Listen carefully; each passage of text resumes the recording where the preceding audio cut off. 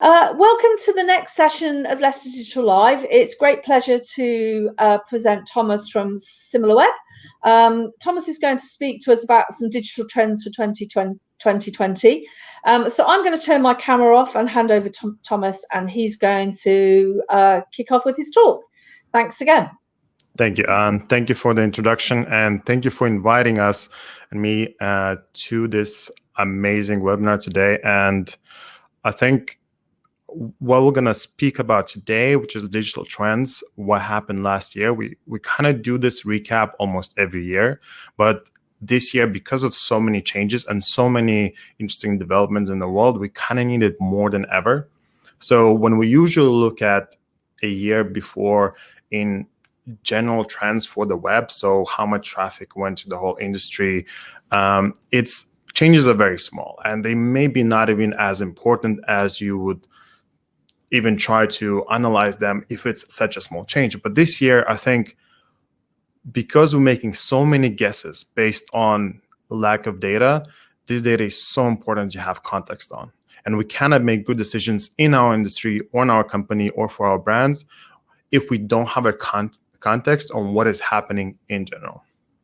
So just a short introduction. My name is Tomas, and I'm a consultant at SimilarWeb. My usual job is to work with some of the largest brands in the world and actually show them value in digital intelligence data and to show them how to use the data to make better decisions. It can be strategic decision, product development decision, marketing, optimizing marketing channels on a very tactical level, or think about strategic landscape and their competition in general. So as I mentioned, this data actually comes from SimilarWeb. And what we do actually to collect this data is that we use user behavior, and we basically understand where they spend the time mostly. And then we use our algorithms and our first-party supply of Google Analytics, Adobe data to then have a very accurate estimates of what is happening in terms of traffic to most of the websites in the world. And you can have everything from very generic, what is happening in the whole industry or top websites like we're going to do today. But you can also go very, very granular to what is happening on a part of the website. So you can look at Nike shoes subsection, and you can see which marketing channels are actually driving traffic there and how much traffic that part of the website is getting. But today we're going to focus on general trends, and we can probably go right in. And let me start with the most general trend you can actually look at is the overall traffic to top 100 sites worldwide. And when we do this every year, it's actually there was increase from 2017 to 2018. In 2019, there was an increase, and in 2020. But what is interesting is that it was only 8% in 2018, and it was 10% in 2019. But now it went to 13.4%, which we kind of understood that it should happen, but now we have data to actually prove it, and we can know how much. And this is just to top 100 sites. And we've seen that even though some of the industries lost traffic, like travel or event sites, but we can see that in general, most of the web actually has more traffic and a bigger audience to address, which is very important to understand, and actually is really important to look on the industry level. If you are playing in certain industry, you need to know how much the traffic grown, so then you can adjust your numbers, estimations, and KPIs you're trying to achieve. Because in many cases, one of the main functions of marketing is actually drive traffic onto the website. And if you don't know what the increase was in general to your industry and your competitors, you cannot know what is a good KPI to achieve. So if you're driving, let's say we've seen a lot of industries like groceries growing almost 50% in audience because now people shop online a lot more. But then if you look at your 20% increase and you think it's good, well, the audience and traffic overall is going 50%, you know you're underperforming so much, and there's so much more you can do. So this is why I think this trend is very important to understand. And we've seen here that the traffic increased worldwide a lot, and it's in most of the countries. I've done this analysis in specifically also for countries like the US, UK, India, and traffic actually grows in most of the countries. So this is one of the main things is actually to take out today, is that the traffic is growing for many industries, and you have to understand how much is growing it for your industry or declining to know the KPIs to strive for and know what is good and what is bad performance is. So let's go to the next slide to dig a bit deeper into the performance. And what you see here is, again, this same 3-year time frame, but now divided into desktop and mobile. So what is interesting really about this is that in last 3 years, we've seen desktop being in decline in total traffic and mobile growing, and mobile overtaking desktop in 2019. But then this year, we actually see the reversal of the trend, and desktop growing more than mobile in a total percentage growth. So even though last year the main suggestion was you have to focus on mobile because it's going to overtake significantly, and predictions were that mobile will be almost 30% bigger than desktop this year, we see the reversal of this trend. And actually, the main thing and point to take out from this is that you shouldn't over focus on mobile. Desktop is not dead, especially during lockdown when people have more time to spend on their desktops, and it's actually still quite equal in general. And what you want to do, especially for your industry, you can actually go to SimilarWeb if you have access to, but you can look at your industry and how it changed in your industry specifically. Did traffic from desktop grow a lot or not much? And what is your position in there compared to your competition? So if you're actually getting 70% of traffic from mobile and only 30% from desktop, but your competitors and general industry has a more even split, that means you actually potentially losing out on some audience. So this is a very important point to actually understand that desktop is not dead, and you should not forget about it completely. And let's move to the next slide.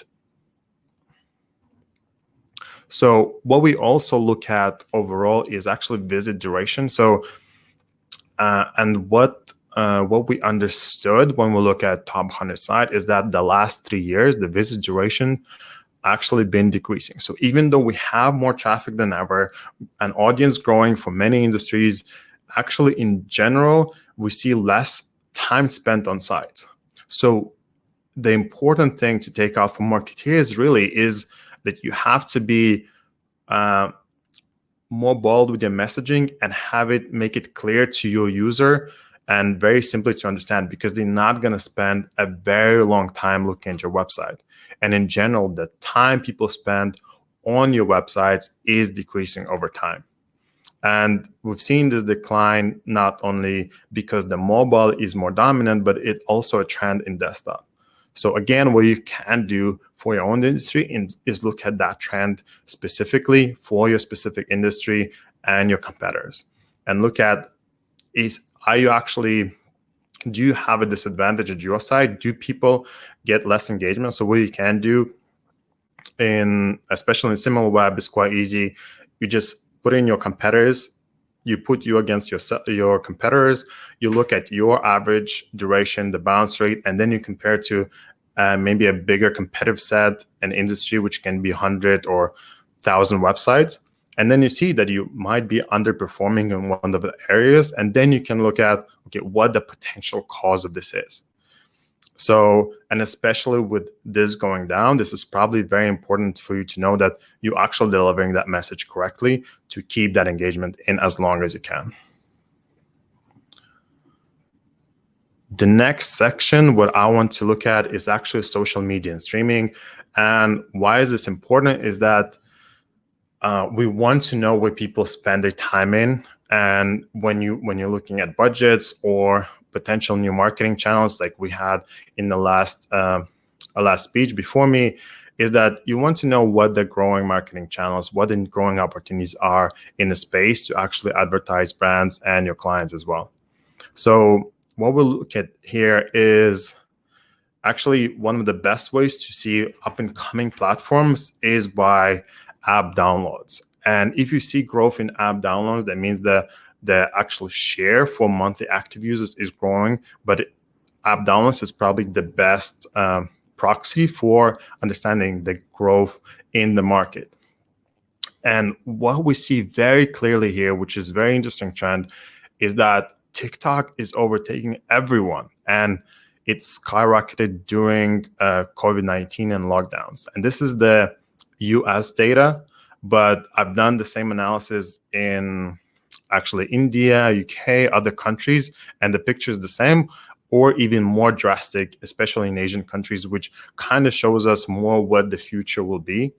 So you see TikTok growing 160% in terms of monthly downloads, which is huge, and becoming bigger than Instagram and Facebook, which is very interesting because it actually seems like it's taking market share from those platforms and growing through the same audience. So what is a good thing about this, and very good news for you, is that it still has a very small market share in general in terms of apps, but it's growing really fast. And what is the best about it is to marketeers, the best way to get return investment is to get on the platforms which are still new and which are getting into advertisement and trying to get more advertisers in, and the ones that are early. We can build your presence a lot faster and get so many more views and such a bigger audience. And TikTok is one of them right now. It's like when you were in the beginning in Facebook, it was so much easier to build audience and have business just built on Facebook. This is something we see on TikTok. It's people without high-level equipment making videos and getting thousands and thousands, a million views that you can actually either acquire yourself with potential going in as an organic user, or actually advertising through these people who don't have advertisement offers yet, because most marketers don't use TikTok still. So you have such a big advantage to go in and have amazing return investment right now on TikTok. And the growth is huge. So you can see that if you start doing it now, even though potential might be not huge right now for you to get maybe a huge audience, but if you will be there doing this explosive growth, this is going to be amazing in future.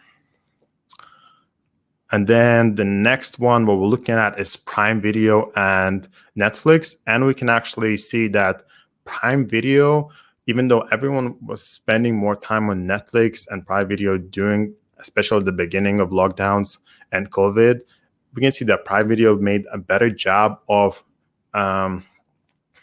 acquiring this extra audience and market share. And Netflix is actually became a bigger second part. Like it's actually a smaller player now than it was before. So this is a very important point when you're actually trying to understand where do people spend the time in. And the next section is shopping. So I think most people know that online shopping is supposed to grow, but then there was a lot of questions about, even though shopping is growing so much, and people kind of can only shop online, but do they actually spend more time and spend more money there? Because they don't have as much money to spend. Because people losing jobs and COVID is very difficult economically and a lot of people.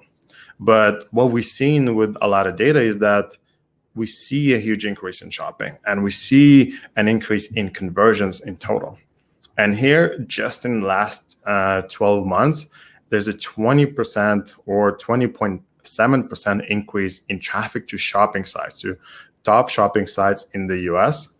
And the jump is huge. Like it's nothing we've seen before. The shopping category has been growing for the last 3 years in general, but we didn't have this catalyst to move people into shopping who didn't want to do online shopping as much. So, and this is one of the opportunities we've seen in COVID, is that people who take advantage very early and they spend money doing this change, they can actually grab this extra market share and then keep it for future. So it doesn't just stop there. The growth doesn't stop during those months or during that year. But if you capture those people in the category, you keep them for later, because a lot of them will be returning customers. So we've seen it with one of the most interesting analysis I've done is probably for grocery market in France, where we've seen the largest competitor drop their paid search and paid channels during the huge increase, and then they didn't get in fast enough. And this, I think, second largest player actually increased their paid channels and grabbed that extra attention, extra audience, and they still kept it to this time. And I overtook the leading provider. So this is one of the examples people should understand, is that even though there is challenging times or in some industries you have a blessing to have 50% growth and you don't need to do paid marketing, you actually might lose out on a lot of additional market share, and you should try to increase it even though you're getting huge amounts of traffic and audience already. Because if you don't do it now, your competition will overtake you, because it can be one of the biggest opportunities. And we've seen similar to the players in decline, like travel companies that have shut down their paid advertisement. When you go down, the ones that start earlier and they focus on some destinations that still work, some parts of actual offering that still is applicable today, like domestic travel, they start getting on with the business and getting extra audience a lot quicker than the others, and then the rest of them are playing a catch up. So just my advice in many industries, as shopping as well, is to take advantage of the opportunities and not think of COVID as when you should just stop doing everything, but look at this as an opportunity to capture extra audience. And then what I wanted to do is not to look at a general category just in the US, but look at growth for that category in most of the countries. And what we've seen for the largest countries is that UK and the US, that's where we've seen the biggest growth in online shopping. And then Germany was the next largest one. And then I think it was Japan, that is the fourth one. But this is what you can do for your own industries. So you can just look in general you can make a competition set for your industry and see where the markets are growing, how much they're growing, and then again, compare to your own performance and have KPIs that you can actually meet and which are realistic and also are good enough for you to strive for.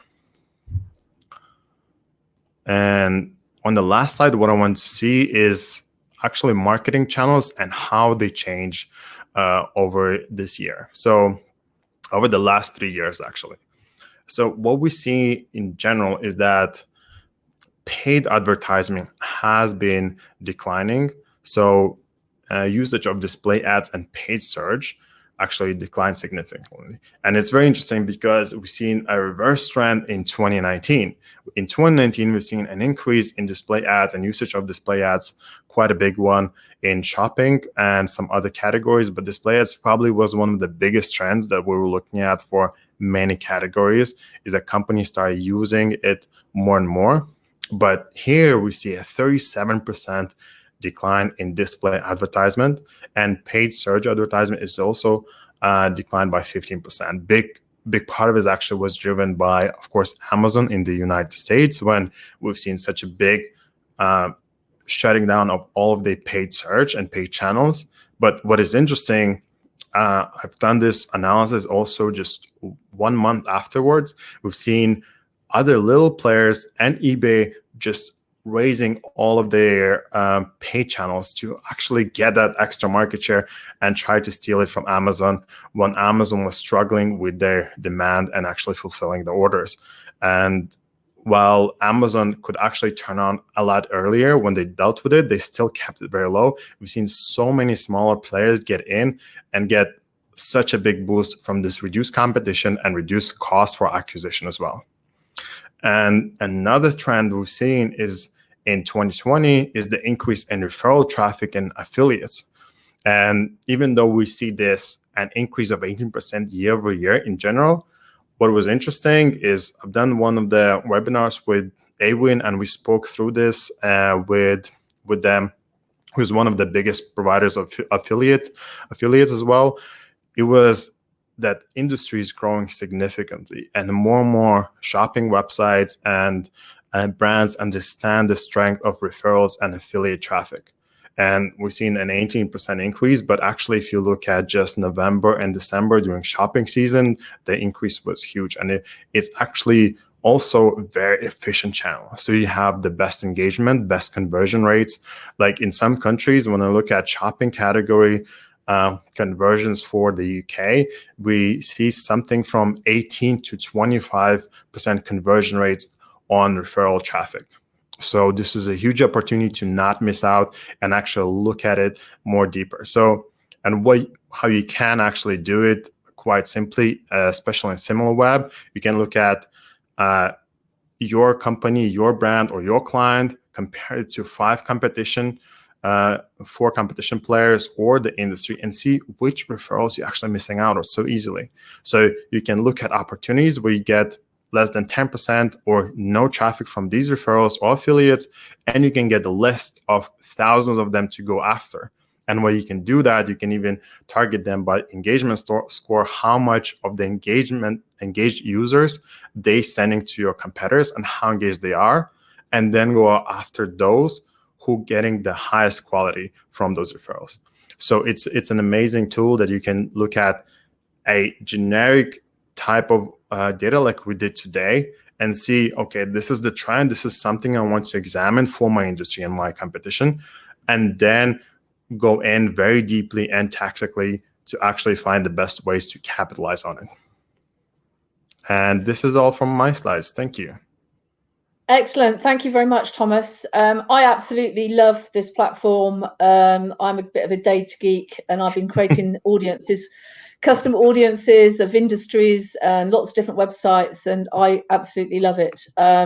So I know we are doing some industry specific reviews, and we'll be publishing those and giving you the credit, of course. There's quite a lot of questions, Thomas. So if you want to go over to the Q&A, I'm just conscious that we've got a little bit of time left over before lunch. So I thought what I would do is share some of the findings of the survey, if you'll bear with me. I've also got a bit of an announcement to make. One of our speakers has had to rush into hospital for a very good reason. His wife's gone into labour. So unfortunately, Lucas won't be talking this afternoon. So Ed Truman from the Annika team is going to step in and do Google Analytics GA4, which I know will be very relevant to all of you. So that will be at 2 o'clock. So there is a slight programme change for this afternoon. But thank you very much, Thomas. Please answer some questions. You're welcome to turn your camera off and stalk in the background. I'm just going to download some slides now.